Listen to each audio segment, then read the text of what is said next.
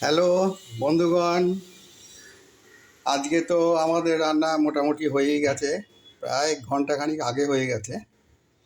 তা এটা সেই প্রত্যেক দিনের ন্যায় আজকেও এই যে ভাত রান্না করা হয়েছে।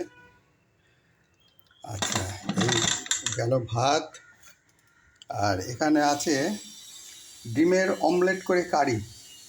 এই যে ডিমের অমলেটের কারি, ঠিক আছে। আর এখানে আছে আমাদের করলা আর আলুর চচ্চড়ি। এই যে করলা আর আলু চচ্চড়ি।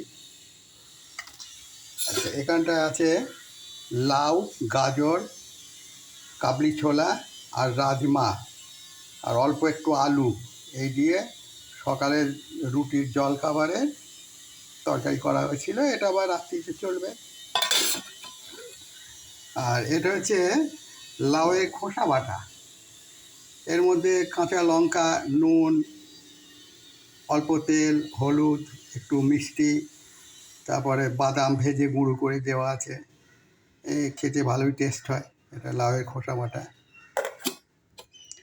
আর এখানে আছে আমাদের পনির পসন্দ। হ্যাঁ, একটু ভালো করে দেখিয়ে দিচ্ছি। এই যে পনির পসন্দ এটা।